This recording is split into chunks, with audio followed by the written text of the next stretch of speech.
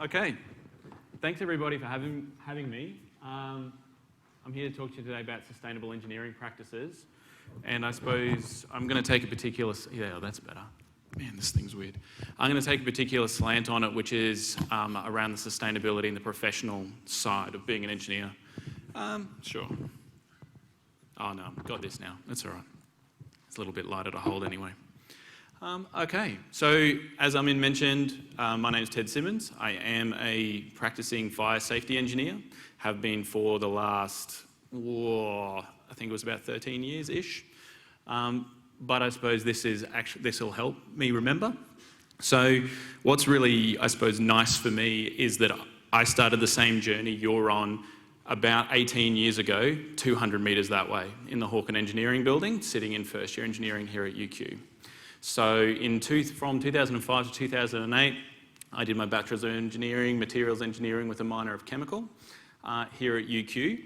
And down the bottom here is, I suppose, where my professional journey has gone since then. So this is the start of your journey on where this could take you, and this is where it took me. So I spent a couple of years at BlueScope Steel, which is the biggest steel manufacturer here in Australia. I worked helping them develop new steel grades, testing, doing all sorts of weird and wonderful stuff with steel. I then, you can see at some point, got my Masters of Fire Safety Engineering from the University of Western Sydney, which allowed me to get into Parsons Brinckerhoff, one of the world's biggest road and rail infrastructure companies. And so I was designing road and rail tunnels to make sure that if the fire started in there, we didn't hurt anyone. Then I spent a nice, decent chunk in the Queensland Fire and Emergency Services and probably fell back in love with engineering because I got to be on the regulation side and I got to be a part of building approvals for every building in Queensland over a certain size, which was pretty fascinating.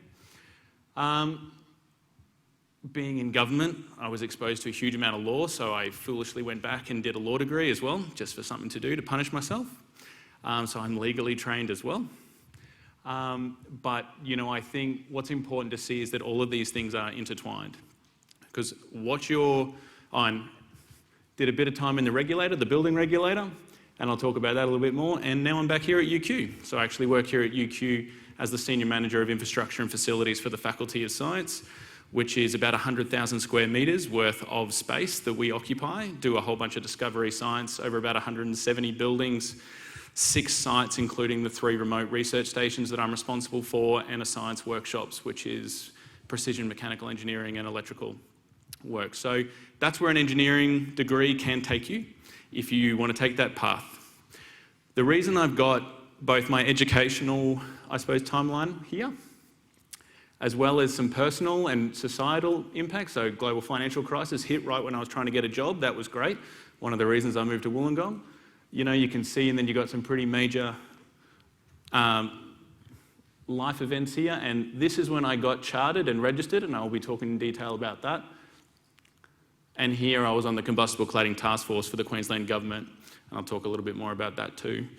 But I suppose a very quick show of hands, I'm just interested, who's looking forward to the end of their 4-year degree where they get to call themselves an engineer? And I'll answer on behalf of my 17-year-old self when I started. Yeah? Cool. Unfortunately for you guys, you want to be real careful about doing that. So engineering as a profession is actually protected in Queensland, and it's starting to be protected across the rest of Australia. So when you're calling yourself an engineer, if you allow yourself or you yourself purport to be a registered professional engineer in Queensland and you're not, the government can come after you for a fine of up to $140,000. That came as a shock to me, probably comes as a shock to some of you, but the whole point is you need to start a journey that is an ethically based one where you are intertwining your life because you are joining a profession if you get to that point. What does it mean to be a professional? So a profession is a special, I suppose, cohort of people that society has bestowed a special responsibility by virtue of their technical knowledge, but I suppose equally importantly, if not more importantly, their ethical diligence and how they hold each other to account. So the difference between a professional or a technician is really bestowed in a particular group. Actually, I've almost given away a little bit of answer there. I'm going to do a little quick another show of hands quiz.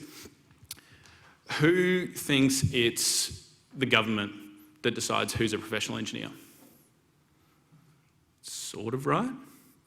Who thinks it's universities who decide who's qualified based on their degrees? No one, sort of right, but they have a hand in it. Who thinks it's the industry itself? They get to sort of self-choose. Yeah, a few more shows of hands? That's right. So what basically happens is you get a whole bunch of professional bodies that, by virtue of sort of the government's permission, are authorised to sort of judge and assess their own members of who's competent. And then once you're sort of welcomed into that club, which is usually what's called the chartered engineering, you sort of get your chartership, then you're almost sort of recognised as a matter of consequence by the government as being registrable as a registered professional engineer of Queensland in your discipline. So that's super important, right? Because what you are doing as a professional is joining a collective that has to be responsible for society and also hold each other to account. So it is a self-regulating function. You have to be responsible for keeping each other at the right level, because if something happens, it happens to all of you. And these are the examples I'll talk to you about in my career, about how it has impacts across the entire engineering discipline and why it's really important I'll use Armin, a bit of bingo for Armin, the triple bottom line process of where you need to look for the financial sustainability, the environmental sustainability, and the societal sustainability. So my accrediting body is the Institute of Fire Engineers, which is given Royal Charter by the UK Engineering Council. So that's why I'm going to make reference to their documents. But of course, there's Engineers Australia and others as well. The Institute of Chemical Engineers is another one. So when I look at what makes me competent, I look to this document, the UK spec, which under the Professional Engineers Act sort of is a whole bunch of legalese later, sort of taken as the definition of this, but this is what the definition of professional engineering services is. This tells you in Queensland that if you're doing this, an engineering service that requires or is based on the application of engineering principles, blah, blah, blah, blah, blah, you should be, or you must be, a registered professional engineer of Queensland. But importantly, it does not include an engineering service that is provided only in accordance with a prescriptive standard. And that is reflected by the professional bodies when they look at what is and what isn't a professional. So chartered engineers develop solutions, complex problems, new and existing technologies. Right? So you're living in the grey. You're the one poking around in the dark, hoping that you're not going to step on a bear trap and clearing the way for others. Incorporated engineers maintain and manage the applications of that current and developing technology. So they're an informed cohort that is, I suppose, custodians of the past, the new past that are being forged, and the engineering technician competency is applying those proven technologies. That's when you really go, this is, core business, rubber hits the road, boom, boom, boom, boom, boom. These are not a hierarchy. These are three discrete roles and functions. But if and when you're in this chartered engineering space, which I happen to be, you will be exercising all of these different roles at various times. There are times when I love to just grab the textbook and go, this is the formula, this is the code, let's go. There are other times though, when I have to live in this space and I go, ooh, I'm really going to have to think about it. And when you're really thinking about it, this is what you're thinking about. So sustainable practices, this is a nice little quote from the United Nations, an old report done about 50 years ago, but it has relevance. The sustainable development is development that meets the needs of the present without compromising the ability of future generations to meet their own. That is so important in engineering because you are playing with time and space on a decadal scale. There will be times when what you're playing with is stuff that's happening in the very minutiae, here and now. But in my world, when I work on buildings, they have a 50-year lifespan. There will be generations of people that are using this. So when I go to my Engineering Council website under sustainability, this is their 6 guiding principles. So this is just one of many guiding documents that are available publicly to look at, say, what is the societal expectations of engineers when it comes to sustainability in practice. We've got contributing to building a sustainable society, present and future. Apply professional and responsible judgment and take a leadership role.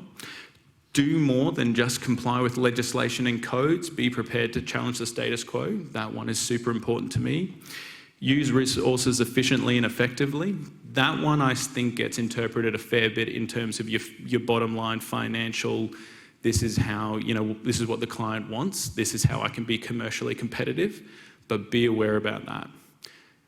In my world, there is, I suppose, a good niche or a very profitable niche for code engineering and deletion engineering. That is a real thing, but you've got to recognise that what you're doing there is playing in the grey with the very particular purpose of trying to remove something.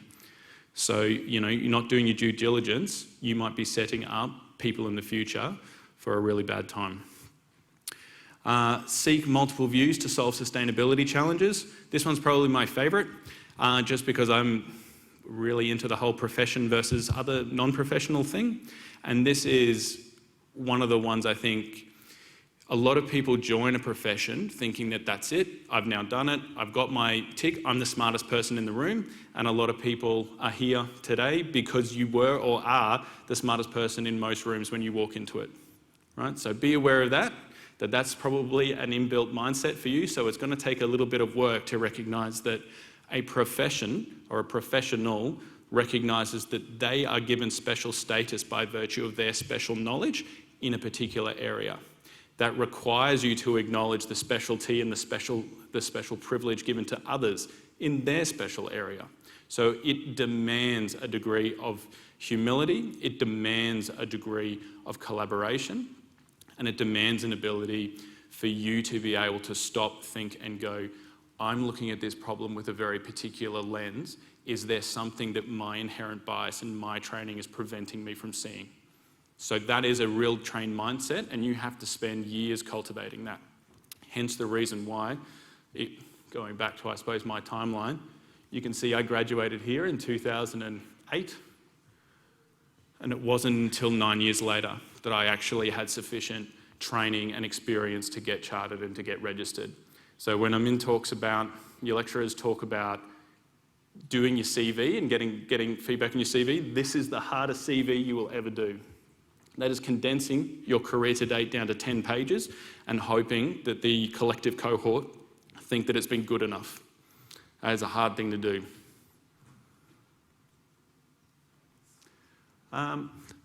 Okay.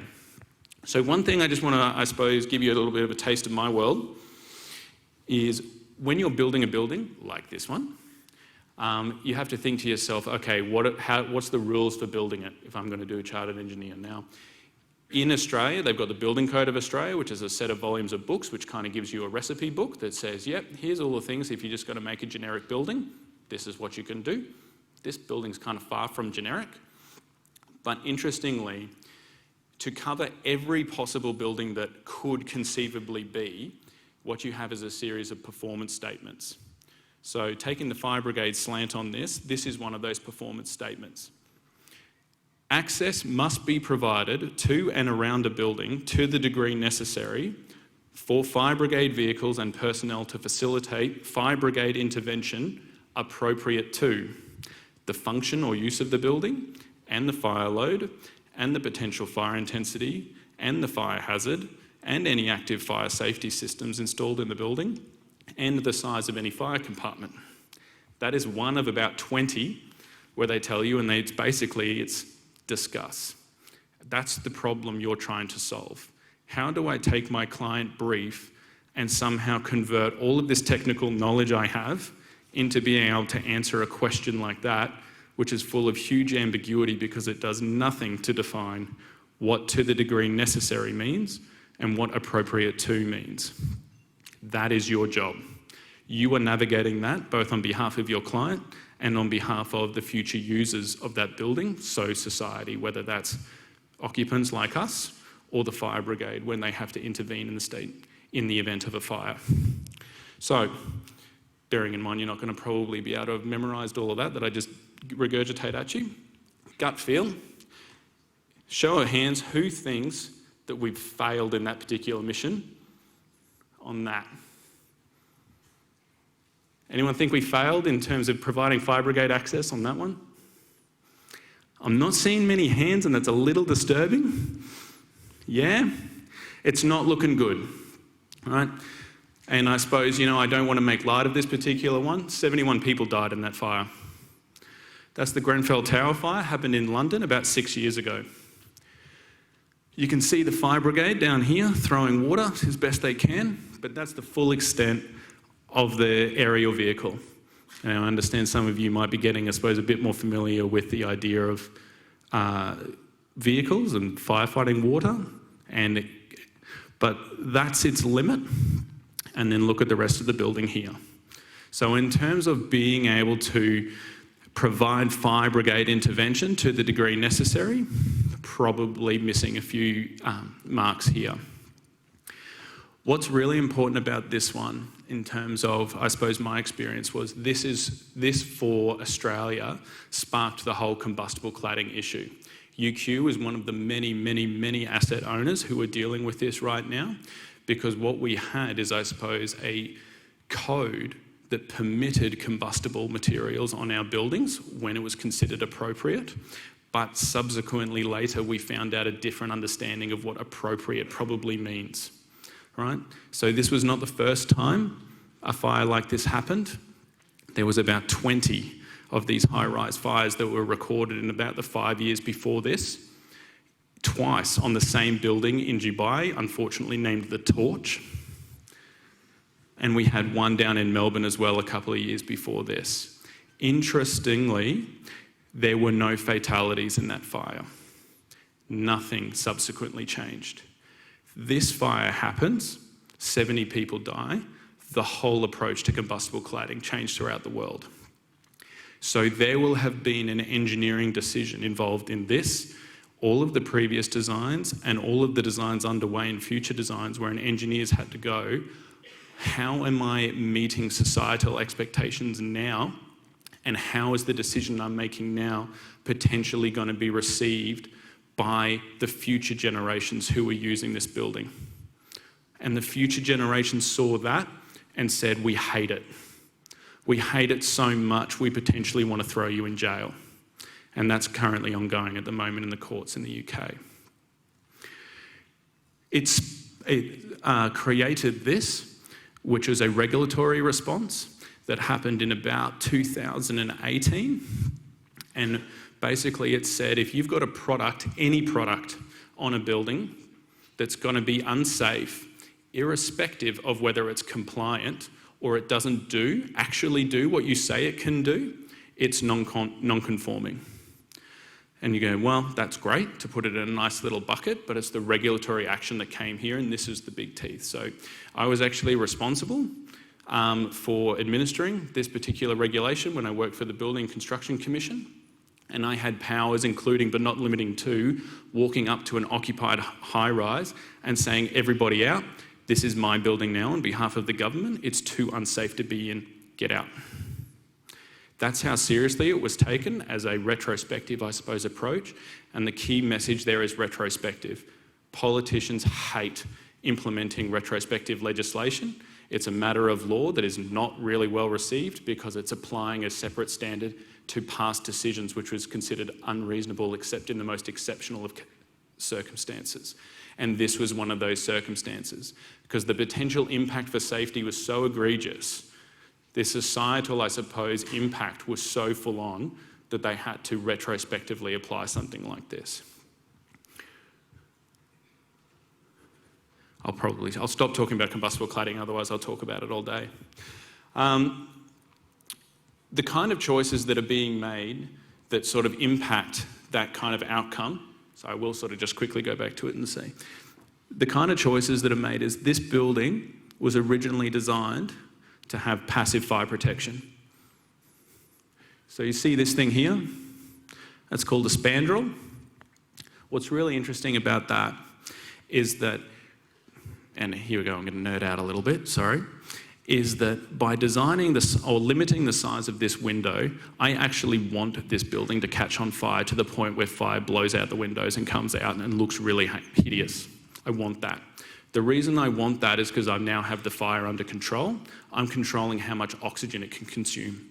By controlling how much oxygen it can consume, I am now balanced the stoichiometric equation, and I now have the fire where I can actually predict through physical equations how big the fire projection is going to be, how high the flame will be.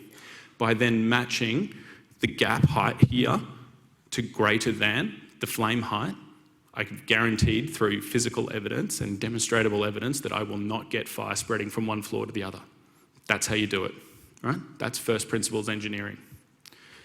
However, if I've introduced something which has prevented me or overcome that strategy, this is the situation you get. And in that particular circumstances, it was actually creating this gap, but with something that could burn itself. And by doing that, I extended the flame height. By extending the flame height, I allowed fire to get to the next floor, and boom, it just happens again and again and again and again and again. So I defeated the fire strategy at that point.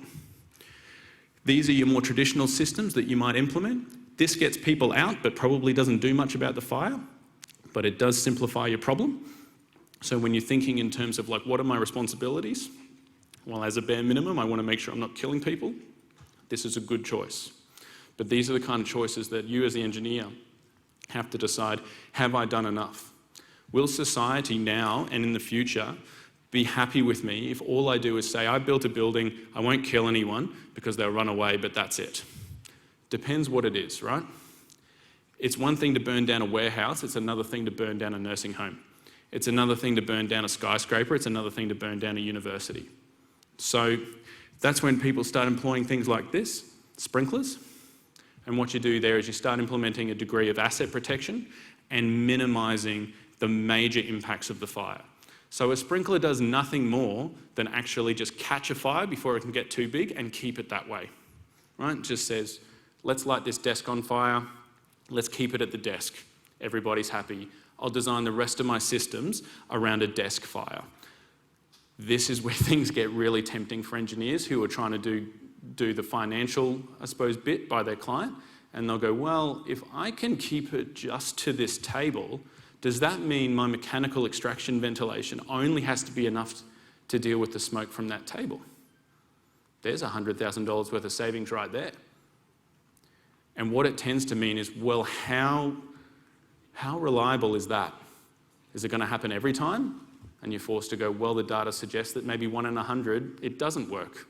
And in that 1 in 100, this whole room is on fire, or the fire is starting to move in the room.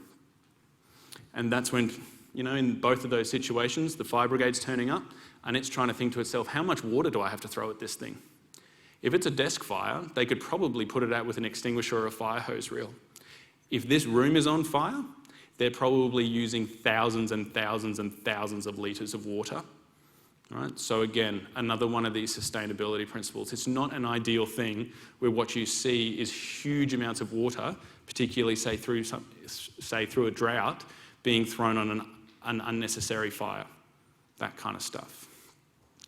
Bear in mind, what else do we think could potentially be impacted by the difference between this desk on fire versus this whole room on fire?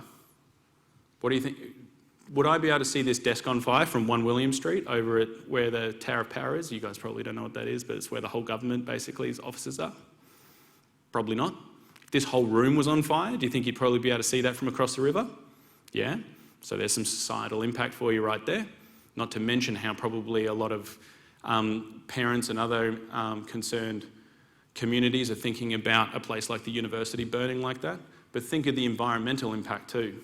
That huge amount of smoke, all that other garbage that's produced in a fire because the combustion's not efficient enough. And look what we've got right next to us. I mean, it's not filled right now, but that whole lake probably would get extremely contaminated with all of the effluent that comes from then throwing heaps of water and ultimately just converting all of this plastic, all of this char, all of this other stuff into a slop that just goes and follows down into the stormwater, etc.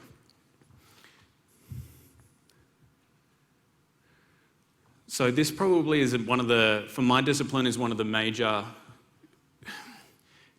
professional and sustainable and ethical challenges, is balancing this. How do you take a building that probably is as unique as a snowflake, but apply it to some generic codes because that's what you really expect without overdoing it and creating a completely financially unviable project?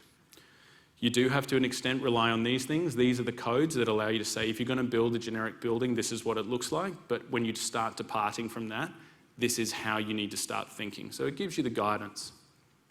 And this is sort of the example I was just talking about there. This is not dissimilar to the room that we're currently standing in right now.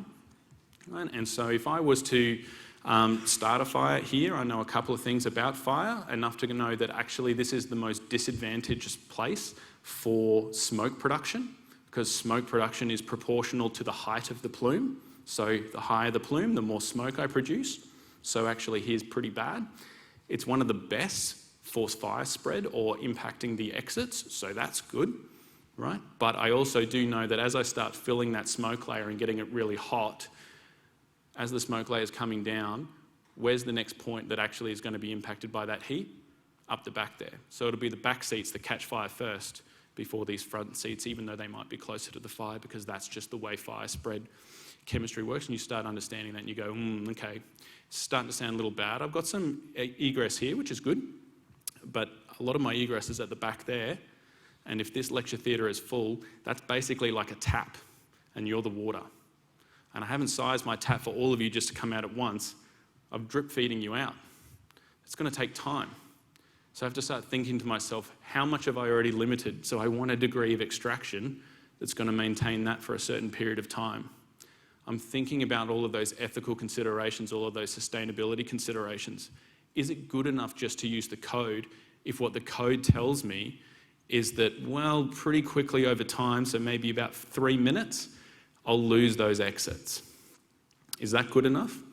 Probably not if there's people still trying to use it. Definitely not if what it means if it needs to reverse down here and come back, if this place is only going to fill with smoke in the next couple of minutes after that. I might modify to then able to hold a particular smoke layer at a particular height, guarantee egress, take a bit of time, but then it gets lost. What does that mean for the fire brigade who are turning up?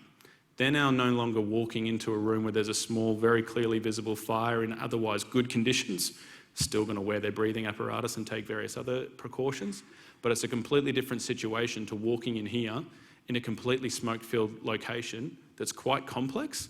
You imagine closing your eyes and navigating this particular room, you're going to bang into a lot of stuff. That's exactly what a firefighter is experiencing. And you've got to recognise that they're experiencing that on the clock.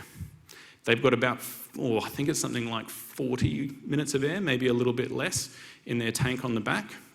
And if they get disorientated and stuck, guess what happens when that runs out? They've got no air. They're going to asphyxiate like anybody in this space, right? And that is a very, very serious consequence sometimes of these decisions that are made through the code or through the choice in engineering design. It's a classic in your not so high-rise buildings, around your 8 stories and below, that you won't actually have a stair pressurization system. All that system does is keep smoke out of the stairwell. It's great for getting people out, but if you then, I suppose, take a bit of cost savings and decide, well, once I've got the people out, that's fine, but that's the same stairwell that fire brigade go up into. If that gets compromised, they have to set up their breathing apparatus and their operations from the ground floor. Probably takes them about 10 minutes to climb up those stairs with all of that gear. They've maybe got 10, 15 minutes to address it in the room. If they can't get on top of that fire, they've got to come back down. But if that's now smoke logged that stairwell, they're in really, really serious trouble. And again, no one wants a firefighter's life on their hands, right? Or death on their hands, I should say. Not only that, but think of the societal impacts if we start losing firefighters here, there and everywhere because we've taken the cheaper option when it comes to our buildings. Not to mention, I suppose, the fact that if you've got a fire that you can't put out without putting firefighters' lives at risk, they won't put it out. Now, if there happened to be a warehouse full of rubber tyres or various other disgusting toxins right at the Port of Brisbane, think of the environmental impact of just letting a huge building like that just dispel all of its waste product into the Brisbane River. That can affect an entire agricultural and marine ecosystem. Actually, is one that I turned up to, and there was a similar situation like that, but I won't go into it for this particular one. That's why it's important to think about your boundary conditions for your design. Right, so it's one of the most important choices you get to make. So I'm just checking the time, making sure I'm not blabbering on forever. Boundary conditions is one of those things an engineer gets to set as part of their professional practice, and it's where you need to impose the leadership portion of your sustainability. You go, that's great, that this is the scope of the project that you want to give me, but bear in mind, if you want me to decide that, I have to also consider this. Do not sort of pretend that I get to put an imaginary line there and that's the end of it, unless you let me make choices on your behalf, which makes that a reality. This is a classic for that. These houses are right next to each other, right on top of each other, okay? So by doing that and then building it out of combustible materials, whether they realise it or not, they've made a choice to be in it or one for all sort of type thing. If one of these houses goes up, it's all going up. Now, if that's actually been the case of, say, one person's decision and then the next person's decision without realising it, they impact each other. And that's not what you want to do. You've now exceeded your boundary conditions or made choices that have impacts beyond your sphere of control. So that's been, I would categorise that as either a missed opportunity or a poor engineering decision. Which is why some of you, does anyone live in a townhouse here? I used to, but not anymore. Yep, you'll probably notice that wall between you and the next townhouse, bloody thick concrete. That's because that's the decision that's been made to say, wait, don't build that thing out of timber, right? Because we need this to be its own discrete little fire compartment, its own little bombshell. If something happens in that space, it's that space's problem and not next door's. Same thing happens with houses. Who lives in a house in the suburbs or whatever? Yep. You'll notice that you're not probably right up on the fence. That is another fire safety decision that's been made that says do not go within 1.5 metres or 2 metres of your boundary fence, and your neighbour's not allowed to do the same either.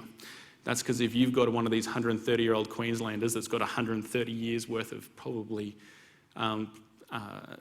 petroleum-based varnish or something like that on it, it's going to go like crazy. That's going to be a big fire, but we've placed it far enough away from its neighbours that it shouldn't cause spontaneous combustion of the next one.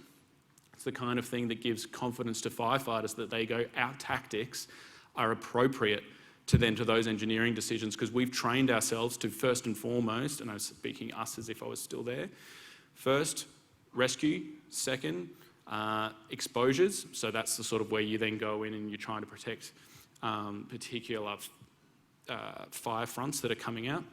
C, containment, so that's when you're getting around. So this is RECIO, the acronym I'm working on. C is the containment, so that's get around it and keep it to a contained size and work our way in. Then there's E, extinguishment, O, overhaul, which is basically going through the thing and tearing it to bits and make sure there's not a scrap of heat left in that structure.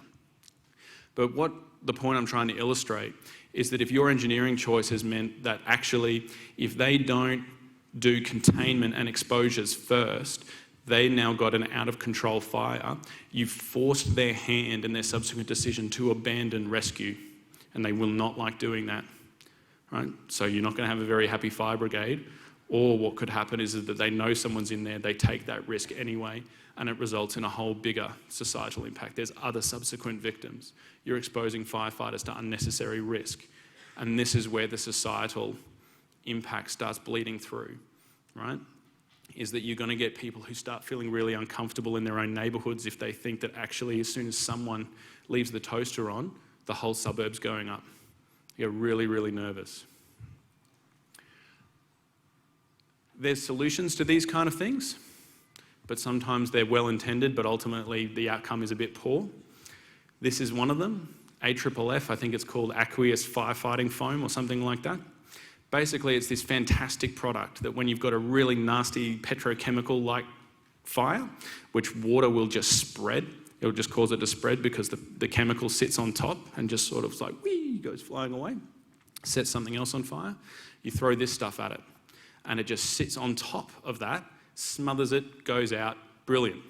You can see these firefighters are being particularly liberal with their application with it there, And they're not the only ones. They absolutely throw this stuff around like crazy, because a thing about a pool fire is that 1,000 litres is a really big area when it only has to be that deep. Right, so that's a big fire. That means that's a big subsequent response with your foam. Great for an immediate safety impact, but what they didn't realise, or whoever was the product designer or the engineer behind some of this, is realise what the latent impacts would be.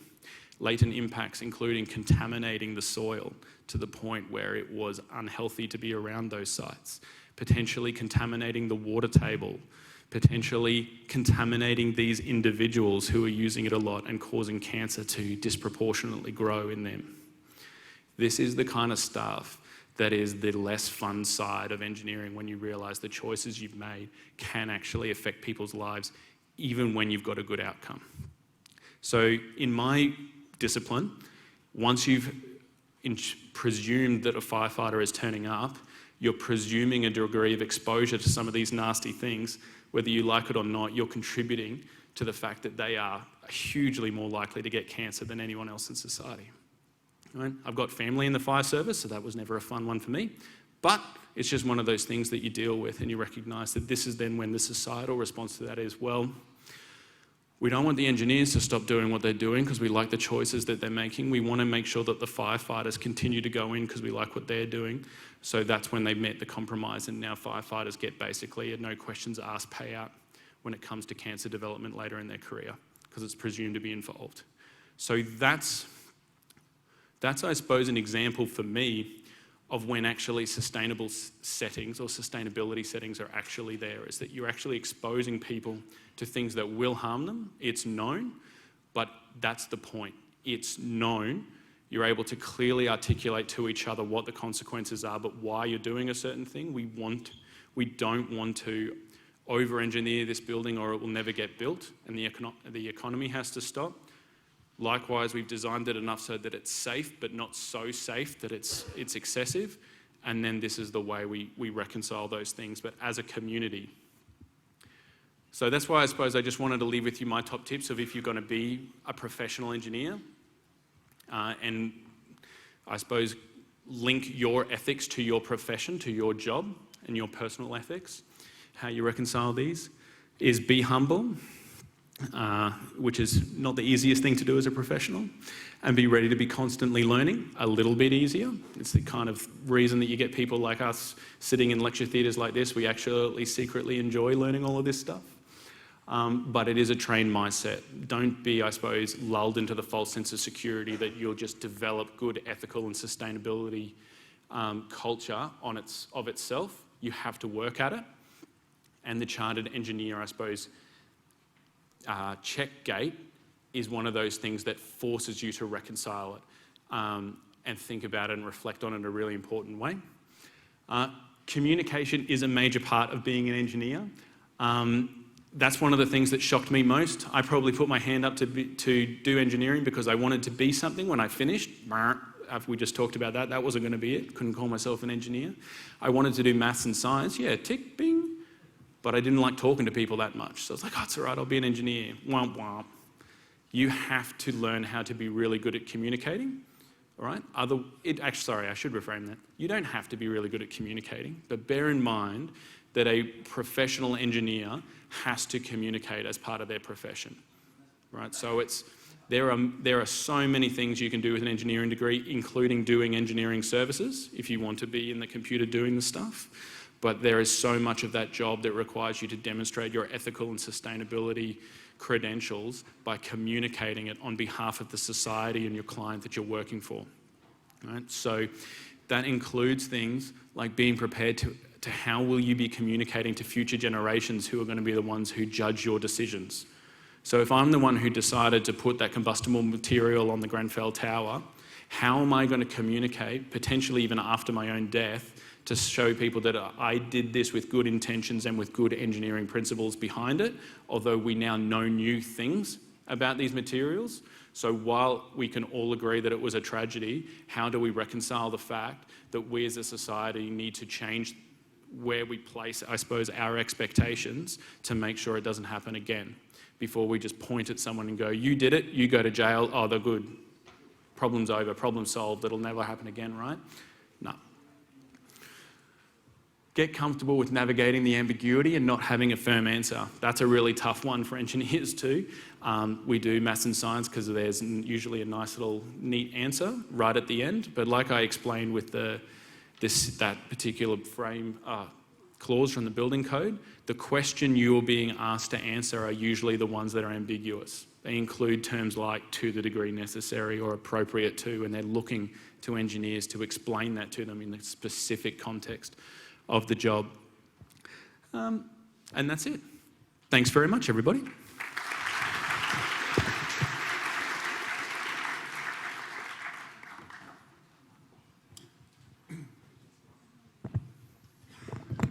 Thank you very much, Ted. That was a great presentation. You're welcome. So we still have time for some questions. Who would like to ask the first question?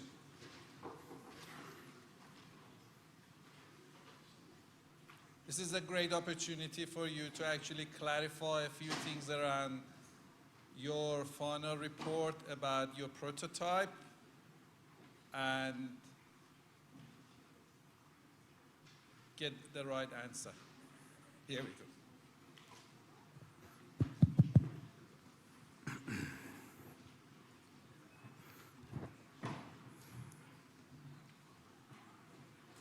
Good afternoon. I saw that picture you had of the buildings, and when you were talking about how the space was calculated to make sure the fire doesn't spread on the top floor. Yep. I see on the left there are some windows with a little bit less space. It doesn't look to be equal, and that just begged the question, like. Yeah, no, it's a really good question, and I won't try and get too much into the technical detail. But what's behind those windows is what's called a fire compartment. So it's quite possible that multiple of those windows are within the same room. So what you have to presume is that all of those windows are busted and feeding the fire. What's interesting is that you can then set up the internals of your building so that you can control that if it's getting too big. It also enables you to, you can throw more windows around a thing to try and get it burning more intensely over a greater area to consume your fuel more quickly and knock down the fire. By doing things like that, it enables you to actually do things like say, well, I know for a fact that this fire burning its hardest is going to be done in 60 minutes. So I actually want to get it to that point because I'd prefer to reduce the amount of insulation I put on my structural beams down from 4 hours to 2 hours. That's again one of these huge cost savings. And then when you start thinking, while it sort of can be just purely looked at the cost savings, you're looking at the environmental cost of potentially producing the chemicals required to protect steel or to produce concrete. So there's actual genuine environmental savings and decisions like that too. It does get a little bit complicated with things like ventilation factors, but what's really interesting is I think a recent change in the code allowed you to actually just have windows right next to each other on an angle and say, oh, well, they're separate fire compartments, so don't worry about it. But any engineer will look at that and go, that's not actually meeting the intent of the code. You will get fire spread between those windows. Just because it's permitted, we shouldn't do it. Just quickly, with regards to that, how does that impact the job of architects, for example, and the delivery of the clients, once? And are there any watchdogs to, per se, to make sure that everything is done properly for the code? I think I've understood the question correctly, which is just how does that work with the other disciplines and professions like architects, etc. That's the collaboration component, right? So what you end up doing is you end up as actually this design group that will sit together and try and work out each other's parameters. You might get an architect who says, I want this and I want it to set it, with these broad principles. And then you start having the overlays of the disciplines like structural, fire, mechanical, telling you where that's going to impact. And you have to make decisions around, well, what's more important? Money is no object because we want to make sure that we maintain that facade, or actually let's be a little bit more sensible about the architectural features to make sure that we can actually deliver this project from the rest of it. All right. So it's 5 minutes to 1, and I know you may need to go to another lecture. So please join me and thank Ted one more time for his great presentation. Thanks very much. I'll hang around for a couple of minutes if anyone has other questions.